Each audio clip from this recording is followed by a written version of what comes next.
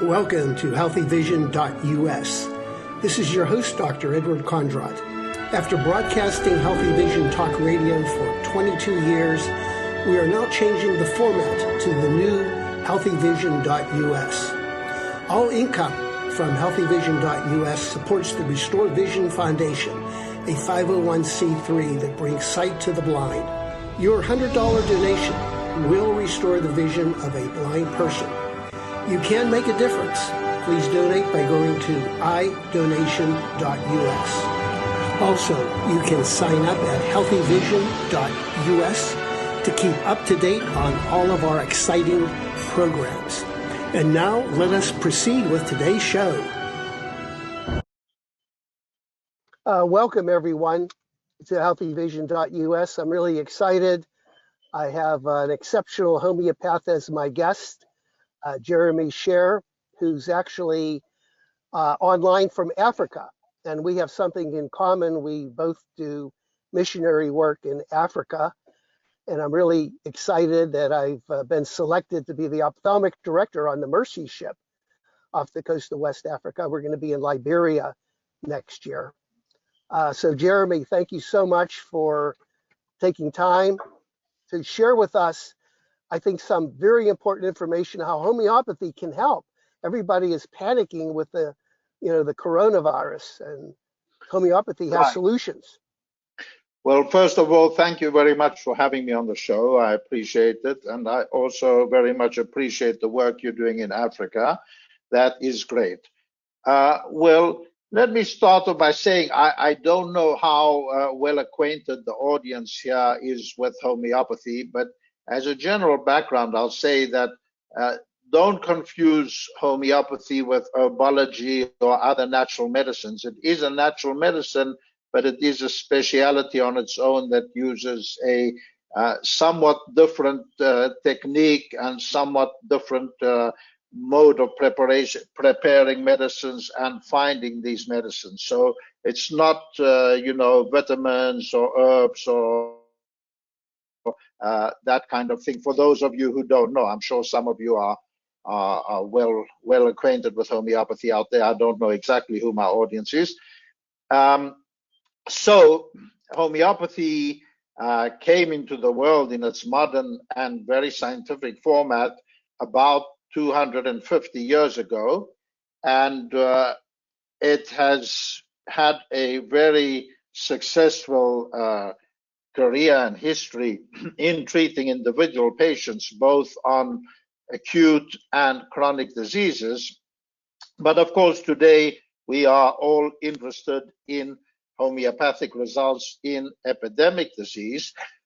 And epidemic disease, you should understand, as I'm sure you notice around you, is a acute disease, essentially. It's an infectious acute disease. Although people misuse the word epidemic these days by saying, we have an epidemic of opioids, we have an epidemic of obesity, of diabetes, these kind of words. It's not strictly accurate because epidemic should be infectious and should be febrile, meaning with a fever usually.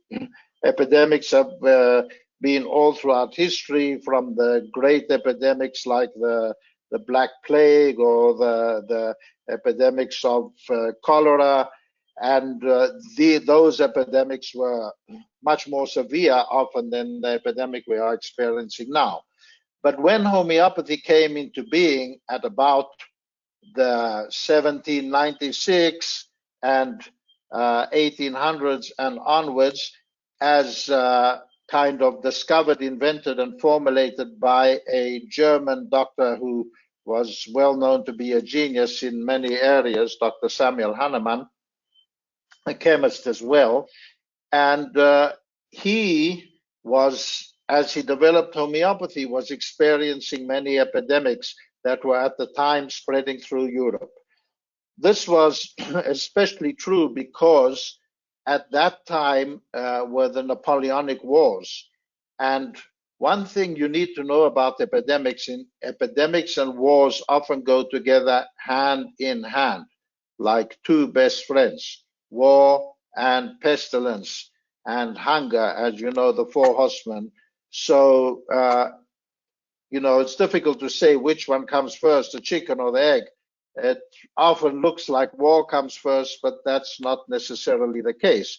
So if we look at the, for instance, 1918 flu epidemic, the Asian flu, if we look at, that killed 40 million people, and 40 million people died in World War I. We look at the history of epidemics of World War II was a huge syphilis epidemic and other epidemics.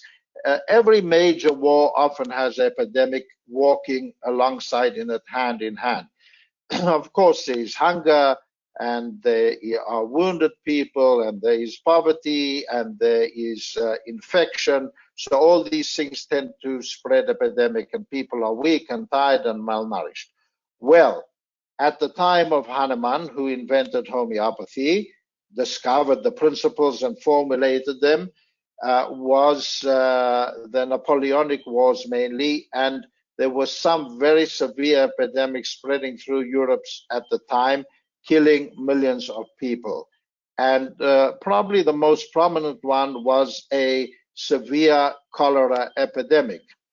And Hahnemann and his colleagues found the remedies for this. Now, let me explain before I go further, what does it mean, found the remedies for this?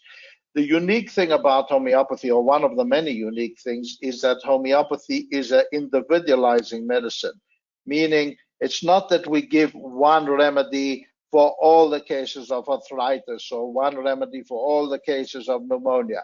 We choose the remedy based on the individual manifestations of disease. So, for instance, in a pneumonia, could be that one person is on the left side, one person on the right side, one is coughing at night, one is better from bringing up expectoration, and one is worse for it, and one has green expectoration and one white expectoration, and one laughs while coughing and one laughs after drinking cold.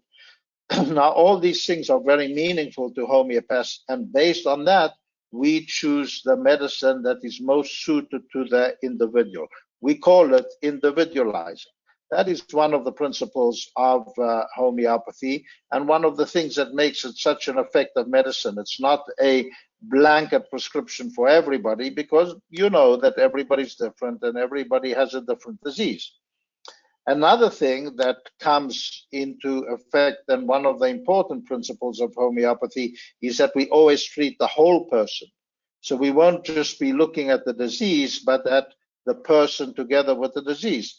Going back to our pneumonia example, and I'm using pneumonia today because that is a chief manifestation of corona. Going back to that, you could have one person that has no appetite at all during the disease, one person who wants to eat sweets, one person who is dreaming of being chased, one person who is having cold feet or sweating at night or having pains in the fingernails. All these are possible manifestations of the disease, of the totality of the disease of the whole person. They also make a big difference to us homeopaths. Why? Because we are curing the whole individual person and not just the disease. Curing the disease is like pushing a ping pong ball under the water. It's just going to pop up at the other end after a while. Only by curing the whole person can you actually bring about a lasting and true curative change. So these are two of the principles of homeopathy. There are others, and we can discuss that later, but these are major important. So we have about 4,000 remedies that we use in homeopathy, and we've got to be pretty precise about it. It's a bit like finding the key to a car or to the front door. You need it to be the right key. But when you find the right key, it is magic, and homeopathy is the most amazing medicine that I have ever heard of, and that personally, I'm a subjective about it, of course, but I believe is the most advanced and sophisticated medicine on the planet today. We have to be very specific. We have to find the best remedies, and when we do, magic will happen and people will be getting better pretty quickly. Only problem with homeopathy, it takes some work and understanding and knowledge to track down which is the best key for the car or which is the best remedy for the person. It's not an amateur game.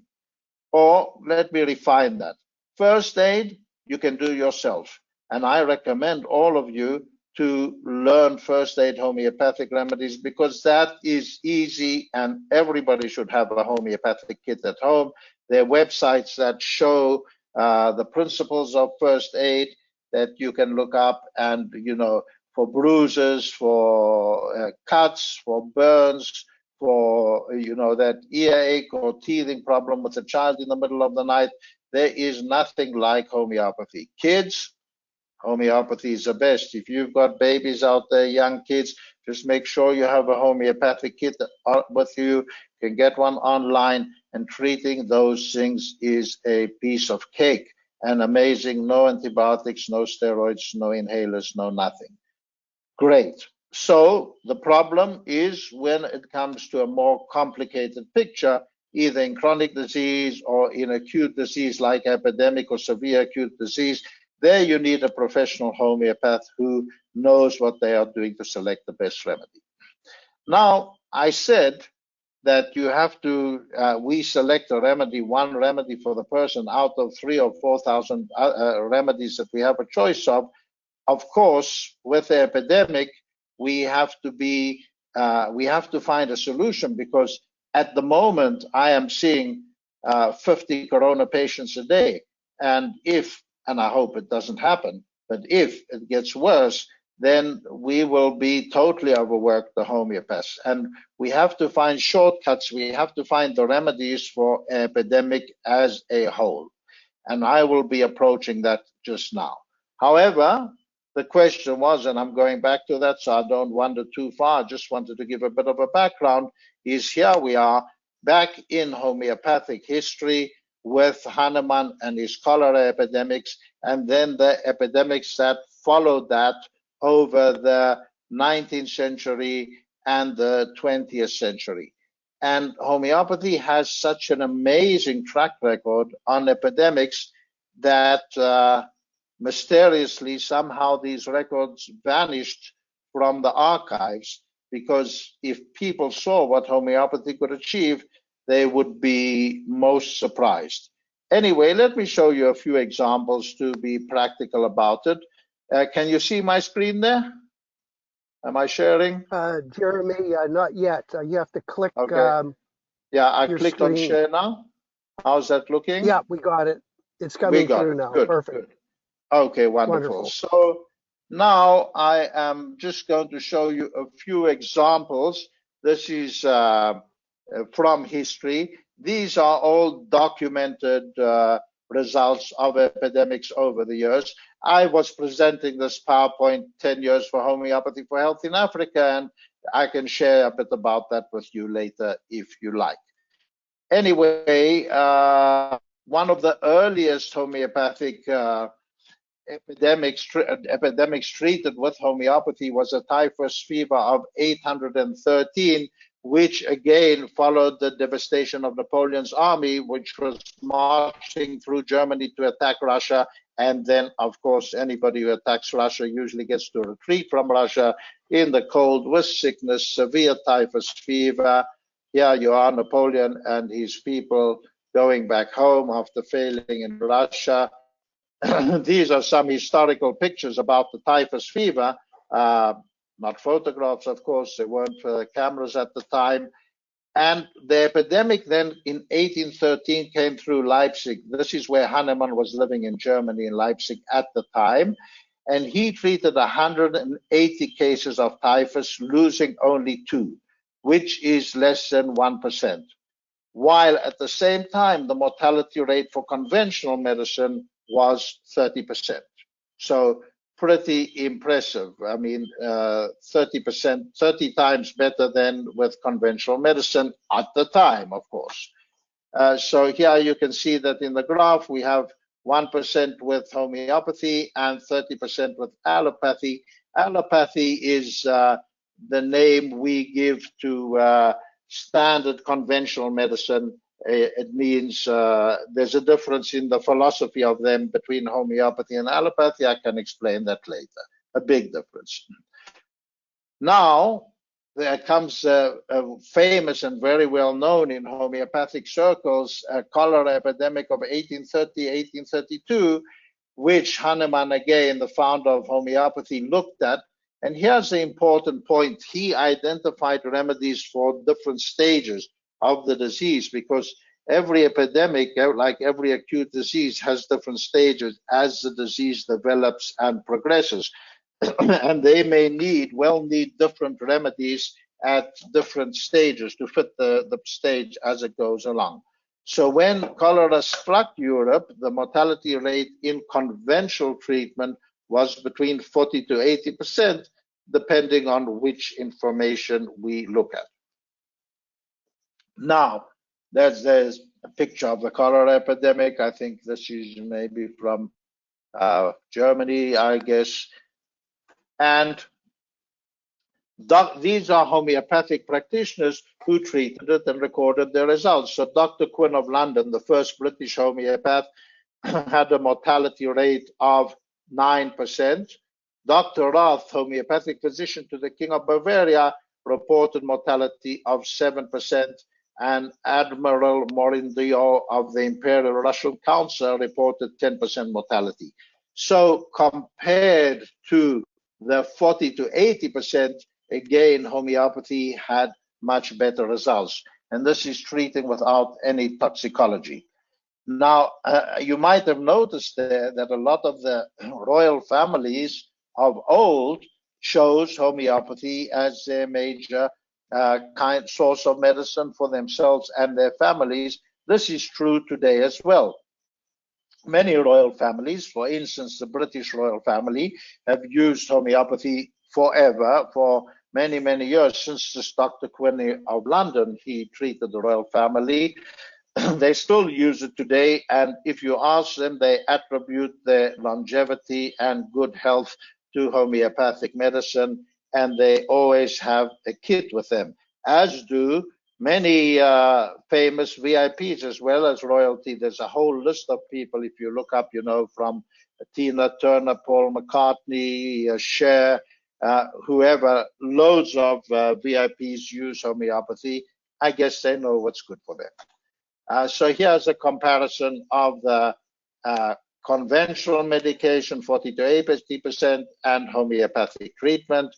Here's another cholera epidemic that struck in London in 1854. This one was famous because they later found that it started from a particular pump. There was a doctor, they call him the first epidemiologist. He was called John Snow.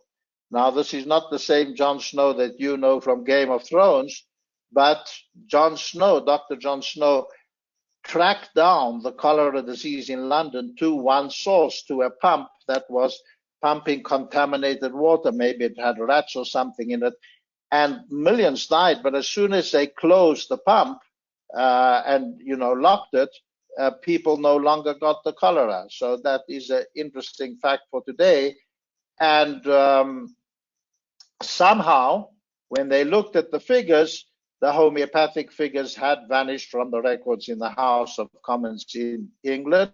But we know that in conventional care, 59% of mortality, dead people. Now, that is a lot of dead people. I mean, you're saying 60% of the people died in this cholera epidemic. And cholera is very, very fast. It can come in within 4 to 8 hours, it could kill a child.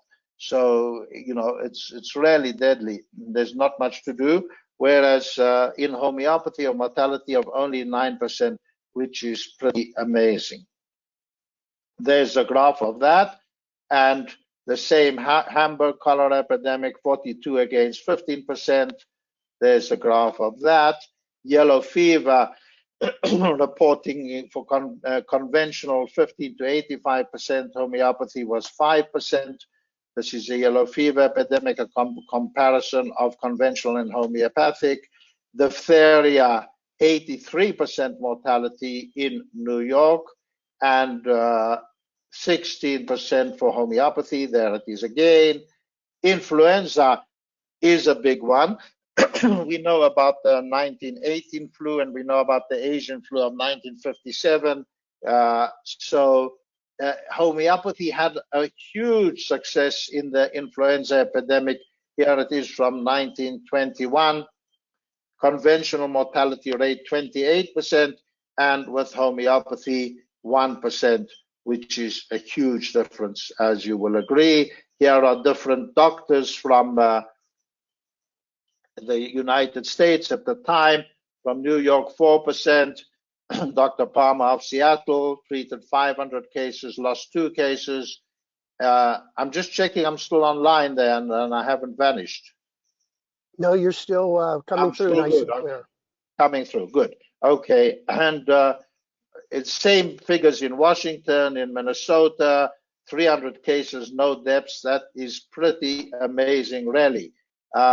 They could cut short the pneumonia within the first 24 hours of attack, and no fatalities in other cases. This is a Spanish flu. The hospital started to recommend, and same thing in H5N1 bird flu. We found that there was good results with homeopathy, but compared to the Spanish flu, which I know what it's saying here. Sorry, the H5N1 bird flu has a 50% mortality rate. In comparison, the Spanish flu had only 5% mortality rate, but it killed 50 to 100 people worldwide, million people worldwide. So if a pandemic has even 5% mortality rate, it could kill many, many people. I don't want to even go there at the moment. But homeopathy proved very successful in those pandemics. 2/3 of those treated by the ordinary methods of hospital died, whereas much, much fewer, only very, very few with homeopathy. So that's all a remarkable record of homeopathy. I'm just giving you a quick scan of the major ones, but recently in Cuba, 2010, there was a very proper research done. And the reason this could happen in Cuba was that Cuba, being a communist country, is not ruled by big pharma in terms of medicals. So they actually say, well, we're willing to look at homeopathy just as we'll look at big pharma, just as we'll look at vaccinations. Everything else is open because there is not a money-based agenda here. Well, there's a particular disease in Cuba that happens on a yearly basis, which is leptospirosis. And this is a disease that comes from contaminated water after typical, monsoon weather followed by floods. And floods often bring epidemics with them. You might remember after the big tsunami in Thailand, 2005, there were many, many floods and then epidemics in their wake. Well, what they did in Cuba with Dr. Gustavo Brajo, who is a homeopath working for the Finlay Institute, meaning this Finlay Institute is a vaccine production pharmacy in Cuba. And amazingly for us, they were happy to try out homeopathy as a homeoprophylactic measure, meaning that we give it before the actual epidemic hits to see if it can prevent it. And they know when the epidemic hits, I think it's usually in December. Well, they went door to door, nurses, giving out homeopathic remedies suited for the epidemic a few weeks before it hit, before the typhoid season hit. And they were amazed at the results because there are various, of course, Cuba is divided into different areas, so they could compare the area where around 2 million people got the homeopathic remedy with the other areas where people didn't. And here is the result. You see that around about here. This is before the epidemic hits, around about, I guess this must be late November. Here it is hitting. Here is spiking of the mortality rate that is usual and well known in Cuba, compared to the population that got the homeopathic prophylaxis, which had almost zero, a little, just a very minor spike in mortality rate. It was a huge success and really showed the effectivity of homeopathy in epidemics. Okay, so that is it in terms of a little bit of history of epidemics and homeopathy. There are many, many more, because there were minor epidemics of whooping cough, of polio, of smallpox, of chickenpox, and homeopathy has been very, very effective in treating those. And we have seen the same thing with the coronavirus at the moment. We are treating more and more cases. I will say that this is mainly over the last 2 or 3 weeks, because initially all the patients were rushed straight into hospital and therefore didn't have access to homeopathy. But I was fortunate or unfortunate to treat some of the first homeopathic patients in Israel who were immediately put in isolation in hospital. I managed to get a remedy kit into them. We treated them over a week or so, and the result is the same result that we are seeing from now many, many practitioners who are treating corona. Now we have a widespread group of international people treating coronavirus with homeopathy. And I can tell you what I see is this, that people get it even with homeopathy, but much, much, much milder and much less percent, even no percent. I haven't heard yet of a homeopathic case who has died. And the people, the patients who get homeopathy are going through the stages, but much quicker, much easier, and very often we can cut it short right in the beginning. So they just, it looks like they're heading into corona. We give them some remedies and they actually improve pretty quickly and do very well and come out of it quite nicely. So we are seeing a good initial success with homeopathy. Now, I'd like to take a moment to differentiate for you between proper professional homeopathy and between off-the-shelf homeopathy. If you call one of the homeopathic pharmacies or go into a health food store or look on the net, you will see recommendations for remedies for corona, and they'll say, give arsenicum or this or that or the other. That is quite imprecise and consequently mostly ineffectual. And it's a shame, because people don't get the best, the optimum that they could get out of homeopathy. Homeopathy is a very sophisticated science and art, and it needs professionals to do it. And we are investigating this epidemic very, very carefully all the time. We have a group of people monitoring the symptoms. We are keeping a database of cases. I believe we have the biggest database of corona symptoms in the world, because homeopaths are very precise about the symptoms. We won't just say fever, or we won't just say cough. We want to know exactly what kind of cough, when cough, how cough, what makes it better or worse. Does it come with a bad dream? Whatever it is. What kind of expectoration are they having? All these things are part of precise homeopathy, and which is why we keep a database. And let me just take a moment to show you that database. I'll share screen here again. Okay, can you see my screen now? We lost your screen, Jeremy. Okay, I'm doing it again. That's my screen. Yeah, how's that? Back. Good. Yep. Okay, so Good. I just want to show you the kind of precise work that homeopaths are doing that you will not see in any other system of medicine, I believe. You see, we are writing down the precise symptoms. There's frontal sinuses, fullness pressure, with a description from the patient, with which cases have it, how important is it to us, how unusual is it, which remedies work for it. And we are going through the different kind of coughs and stomach problems and pneumonias and everything else.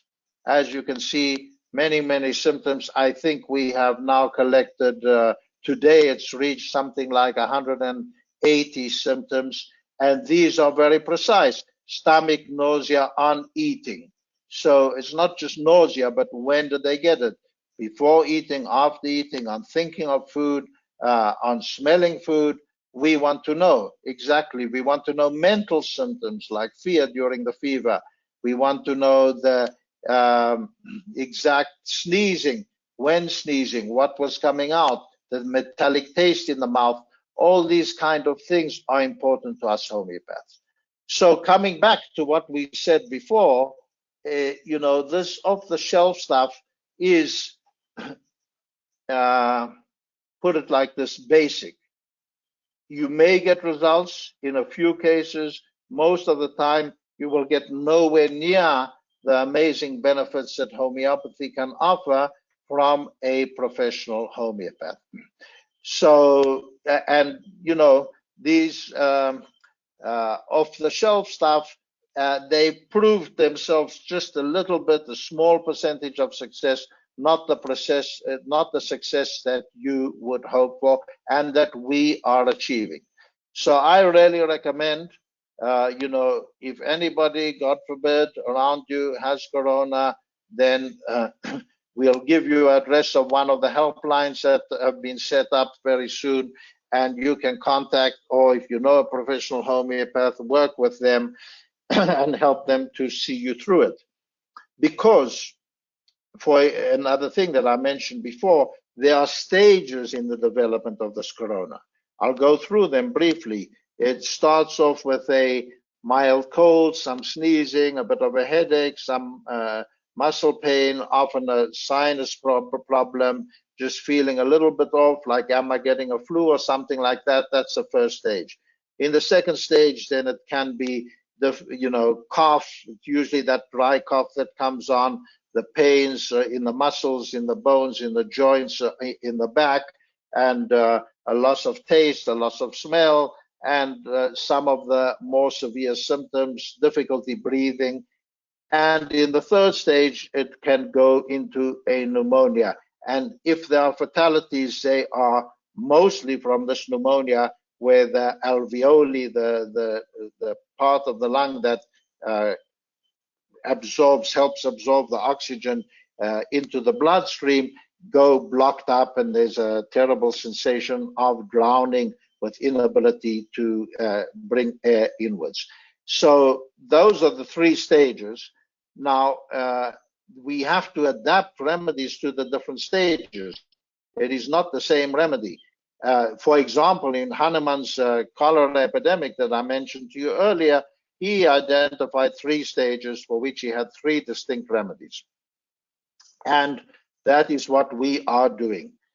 So we are in the process of identifying the remedies for the whole epidemic and for each stage of the epidemic. And if you have a professional homeopath, they will know how to track those stages, work with you, identify where you are, see your individualizing symptoms. As I mentioned before, this is very important for us to be as precise as possible. So, is your cough in the morning? Is it in the night? Do you have a pain in the chest? Do you have a pain in the back with it? Are you having frequent urination together with it? All this stuff is highly interesting to a homeopath. A professional homeopath will bring this information together and will know how to translate that into the best remedy for you to help you to get better. And with that, as I mentioned earlier, we are getting a good success, but we are working all together day and night, I have to say, a whole bunch of homeopaths worldwide to refine our prescriptions all the time. So we are already better than we were last week, and next week we will be better than we were this week. We are sharing our knowledge online with webinars, and we are discussing it, sharing information all over the world. I am working with homeopaths in the States, in Russia, in Israel, in Hong Kong, in Japan, all kinds of places to gather the information together to see what is best and to refine our prescriptions and our work. That is what we are doing, and I really believe we are a very, very good option to choose in case of this epidemic. Now, let me say one more thing here. As we come closer to the best formulas for the epidemic, we are beginning to be able also to advise people about prophylactic. Prophylactic meaning remedies that you can take before the epidemic actually hits you. And this can be very useful to mitigate the disease and take the hard edge off it. So now this is work in progress. We are refining it all the time. So I'm not saying anything cut and dry at the moment, but I'll say this to you.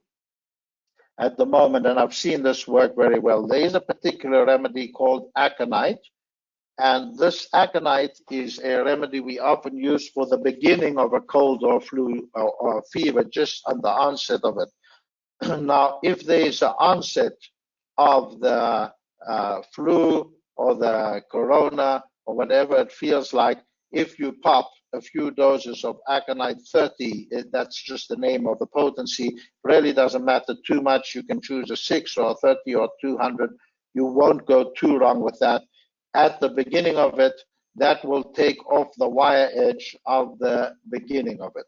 Afterwards, it's definitely better to get to a professional homeopath, and they will also have the remedies, which are sometimes could be a bit difficult to obtain, because really the homeopathic pharmacies are flooded at the moment. People are realizing all over the show that homeopathy seems to be the best choice here. There's not much in conventional medicine that can be done, not a lot of a huge success. So people are really rushing to the homeopathic pharmacies. Problem is, the homeopathic pharmacies will, by nature, sell you whatever is off the shelf, over the counter, what seems to be the right medicine, but it won't usually be individualized to you. So I'm saying this aconite for the beginning, and really you can even go out and pop a dose or two if you haven't got it, just as an initial prophylactic. But I will mention a few remedies that you can have at home just in case. It may not be sufficient. Like I said, we're choosing from quite a lot of remedies, but you can have them, and then your homeopath can help you to choose them. But aconite is like your first shot before it starts, or just at the beginning of it. It will not take you through the whole thing, but it will ease off the beginning. Okay, I've been speaking for 40 minutes here, so I wonder if there are any questions that I can answer.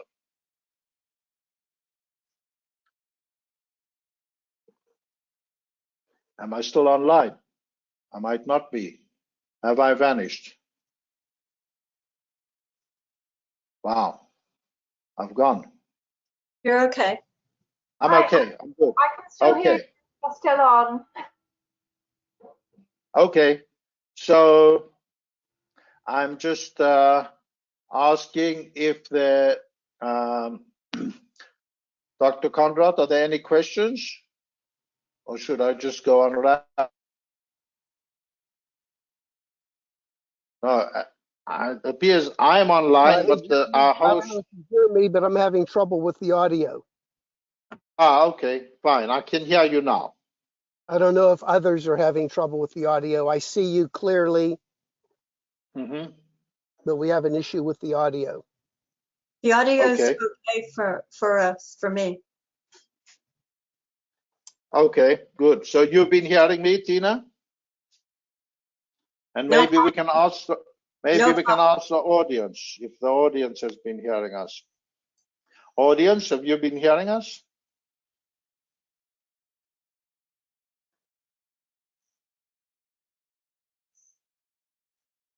I do not see or hear the audience.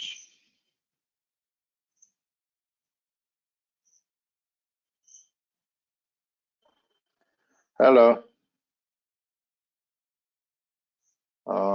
Can you hear me? I can It says read that you. I'm reading the chat. Yeah. There was no audio and pictures were jumping at times. Very interesting. Anyway, thank you. That's the, let's see. Audio was going off and on a little bit from what they're saying, but I think they got what you needed. I don't see any questions here. You can put the questions into the chat. Yeah. I'm not seeing the chat right now, so I'm watching. not sure how to see it. I'm watching. Audio. Yeah, okay, cool. Chat attendees, I see 124. Yeah, cool. So, my friends, are there any questions that you would like to ask? No? And I think our host has vanished, sadly. At least it's not my African internet, I hope.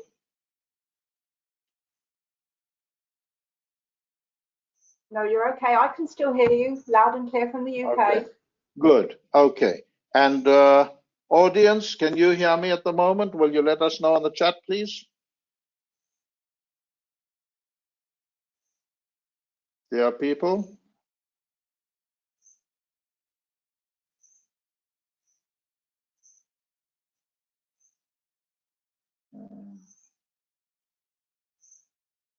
Tina, what can you see? Nothing coming on the chat. Nothing coming on the chat. Well, it's being recorded, Jeremy. Maybe just okay, go. Good. Well, let me say this. Let me say this to finish. Two things. One, what makes homeopathy so different from conventional medicine? Four things. First of all, we use, as I said, we individualize each disease. Each remedy is different for each people. Second thing, we look at the whole person. And third thing is the principle on which homeopathy works, which is like cures like. That means that we actually give somebody a dose from a natural substance that could cause similar symptoms to what they have. So, for instance, if we know a certain plant, let's say aconite, which I mentioned before, we know that if healthy people took it, it could cause a sudden onset of fever and a flu-like feeling and anxiety that people are getting sick, similar things. So we use it for exactly the same thing that it can produce. That is what it can cure. That's what like cures like means. And the way that works is by stimulating the immune system. We actually push the immune system in the direction of healing. So it's a bit like an enzyme in waking up the immune system to what disease exactly has to be combated over here. And the last principle, the fourth principle of homeopathy is that we give very, very, very small doses. We are just stimulating. We are not trying to induce a lot of chemicals into the body. There is no toxicology, no side effects. It's perfectly safe, but highly effective. That is just a quick overview of what homeopathy is about. And I will now, Tina, have you sent me the helpline? I'm just looking here to see if you've mailed me, or can you say where the helpline is? I can say it, yeah. Yes, so, please. A helpline in the U.S. to call to be connected to a homeopath. And it's a landing page. So it's www.homeopathyhelpnow.com. So homeopathy is spelled HOMEOPATHY. So homeopathyhelpnow.com. homeopathy.com, and just put in your information there and you'll be contacted by a homeopath to talk further with you. There's Okay. another resource I could give, which is that the National Center for Homeopathy, which has a website, has a feature called Find a Homeopath. So you can look there according to your state. Okay. Tina, I'm going to just repeat that website you gave, www.homeopathy, that's spelled HOMEOPATHY. And what was the rest of it? Help Now. Health Now. Homeopathy, Health Now, all one word. No, help. H-E-L-P. Help. Oh, good. Got you. Homeopathy, help with a P. Now, all one word, .com or .org? What is it? .com. .com. Good. So people, listen, that's where you'll find your most professional homeopath in the States that are treating corona with homeopathy now. It's all extremely low fares. They are making it very accessible, very cheap. And what is even better, they have a network for distributing remedies to the patients, which is pretty amazing what they managed to organize. So that is really your best bet to contact Homeopathy Help Now and to get what you can. Little bit about ourselves and what we are doing and why I'm in Africa right now. I am here with my family, with my good wife. She's also a homeopath with our 3 kids. We have been here treating AIDS over the last 11 years. AIDS, as you know, is also a pandemic that has killed many, many millions of people in the world today. We have been treating AIDS patients in Africa over this time. We have seen around 20,000 patients in total, including other diseases, but many of them with AIDS. We have 19 mobile clinics. We work in 2 hospitals. We treat remote areas such as the Maasai tribes where there is no conventional medicine at all.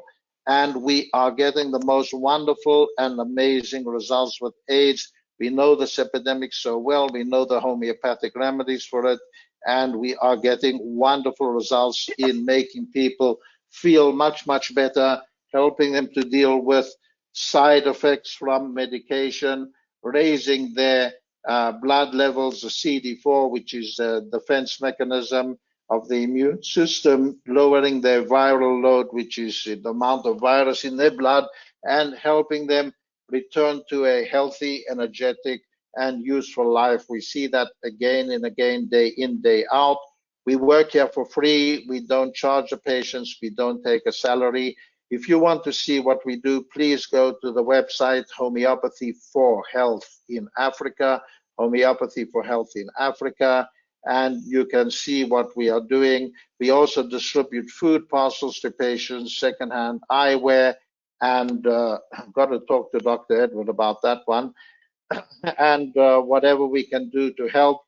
So, you know, have a look, and donations gratefully received because we depend on that for our work here, where people don't have much of a choice. We try to give them a health choice, and that is it. That is what I do, as well as teaching homeopathy on a postgraduate level worldwide throughout. So Jeremy, That's it. I just want to make a comment that if you do need help in terms of eye care in your region of Africa, let's talk about that, because I have contacts with the suppliers of medicines, eyeglasses, equipment to do cataract surgery, etc. That is wonderful. You know, look, people earn $1.50 a day here. That's a good salary if you're working on the farm, which is 90% of the work that there is. So, of course, there's no way they could get a pair of glasses. They couldn't afford it. Now, in the early days when we came here, we thought ourselves, wow, these people have amazing eyesight. Nobody wears glasses. Until we found out that actually they don't, because one of the reasons is AIDS really affects vision badly. And also, you know, we see a lot of cataract here and similar diseases. So that's when we started to bring eyeglasses in, because we saw that teachers, for instance, couldn't see the blackboard properly, and accountants couldn't read properly, and people had to strain to see a long way. So we just started collecting the secondhand eyeglasses and giving them out. We just usually come to a clinic, we lay them all on the table, on the ground, and people come and try them out and try and choose the best for them. Of course, it's difficult because glasses are highly individualized, and but it's helped a lot of people. It returned their, their ability to see, even if it wasn't the best prescription. At the moment, we concentrate on reading glasses because to keep it more simple. But what we would love help with is to set up our operation here. We're setting up a multidisciplinary clinic, and if there was some way to help measure more specifically what the patients need, well, that would be wonderful. So there you go.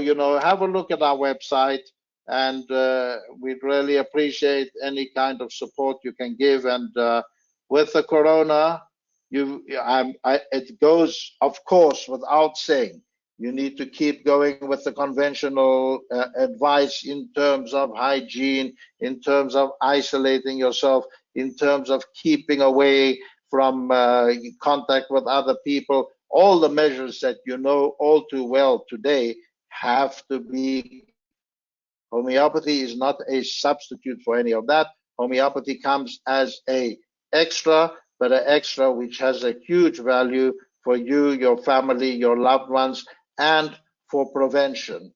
And it will help stop this epidemic. So really, homeopathy help now. Go to that website, have a look at our website, and we will be happy to help you at extremely low cost and to do what we can to bring this to a cure together. Jeremy, I want to thank you so much for taking time. And the folks that are listening, this is recorded, so I'll be sending everybody a copy of the recording, and it'll be posted on as a podcast too. Okay, that is wonderful, and thank you for the good work you're doing on the other side of Africa. We're in the east, you're in the west, and let's join forces and see how we can take this further. Great, thank you so much. And to all of you out there, thank you for tuning in to healthyvision.us. Be well, Thanks, everyone. Jeremy. Thank you so much. Bye-bye now. Bye.